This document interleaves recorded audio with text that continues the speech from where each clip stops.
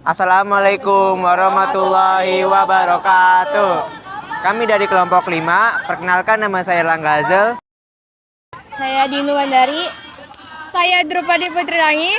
Saya Muhammad Mahruf. Saya Nada Salsabila Syaki. Selamat menonton.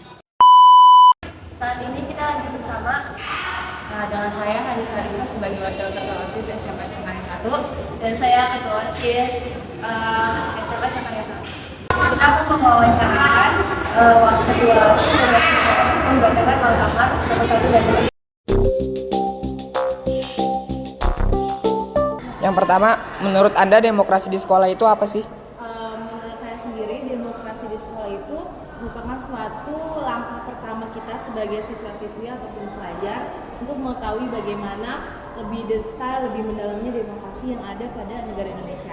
Nah, demokrasi di sekolah itu sangat penting sekali untuk kita kembangkan karena akan melatih para siswa-siswi di sekolah untuk mengembangkan sikap kritisnya, terus mampu berpikir yang lebih berkembang, mengeluarkan argumentasi, berani berbicara dan mengeluarkan ide. Nah, hal-hal tersebut itu akan berguna untuk kita melanjutkan nanti ke terjun langsung ke masyarakat ketika kita sudah lulus ataupun ketika kita menjadi mahasiswa ataupun menjadi warga negara yang benar-benar dapat berkontribusi dalam demokrasi di negara kita. Yang kedua, bagaimana pendapat Anda mengenai sistem demokrasi di SMA Cengkareng 1? Sistem demokrasi di SMA Cengkareng 1 ini mungkin seperti Pilketos ya. Pilketos itu kita di sini sistemnya ada beberapa tes tulis untuk para calon ketua dan wakil ketua. Lalu ada syarat-syarat juga yang harus dipenuhi oleh para calon. Terus selanjutnya itu ada tes wawancara dan yang terakhir pastinya ada pemilu, yaitu pemilihan ketua OSIS dan wakil ketua OSIS yang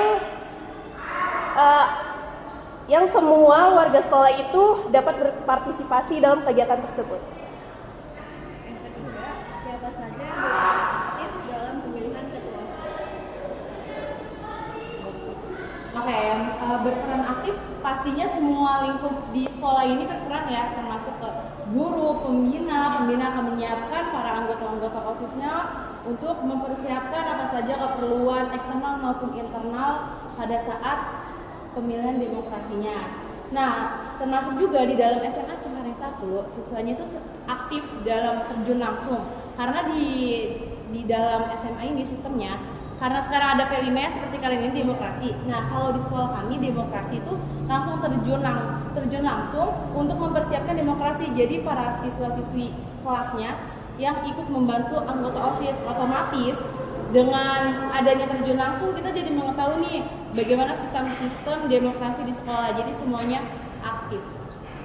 Yang keempat, apakah guru dan warga sekolah mendukung penuh program kerja yang Anda buat?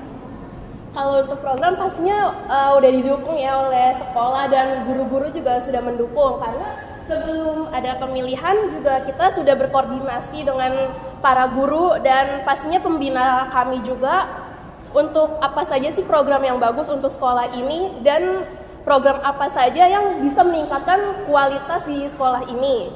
Serta kita juga dapat menampung saran-saran dari siswa atau siswa SMA Cengkareng 1 tentang apa saja yang baik untuk sekolah ini dan yang perlu dikembangkan. 5. Menurut Anda, apakah metode pemilihan ketua OSIS di SMA Cengkareng 1 sudah efektif? Oke, saya akan menjawab pertanyaan nomor 5.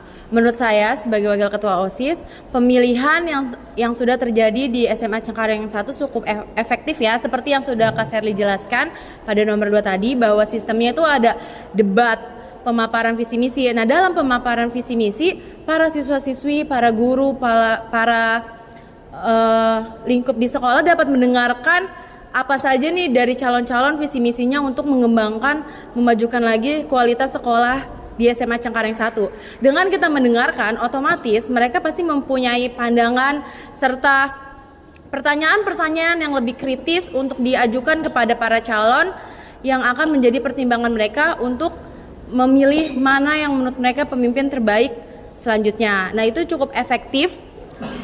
Selain itu juga pemilihan juga dilakukan dengan voting ya. Nah, voting ini kita pemilihannya untuk yang golput pasti tidak dianggap kan, dan kita akan menerapkan untuk seluruh siswa-siswi kalau bisa jangan golput gitu.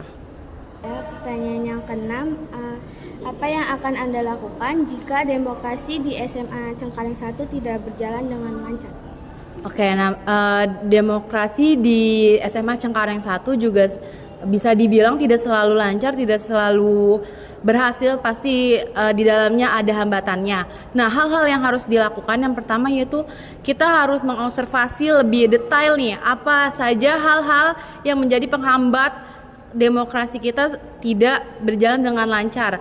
Kita harus menandai bagian-bagian atau faktor-faktor apa saja yang menjadi penghalangnya. Lalu kemudian setelah itu kita sebagai anggota OSIS bisa melakukan komunikasi dengan pembina, tujuannya agar kita juga mendapat pengarahan, diskusi lebih lanjut untuk solusi itu. Nah, setelah komunikasi tentunya kita sebagai anggota OSIS juga yang dibimbing oleh pembina melakukan strategi ulang bagaimana caranya agar yang hambatan-hambatan ini bisa kita selesaikan dengan baik.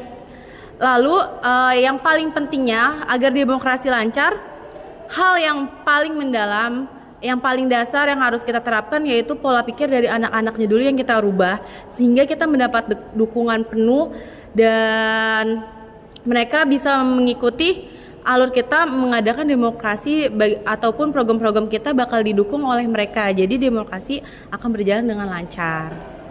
Terima kasih. Terima kasih Kak udah meluangkan waktunya. Maaf mengganggu ya. Ya, sama-sama. Semangat terus tugasnya. Semoga lancar. Terima kasih Kak.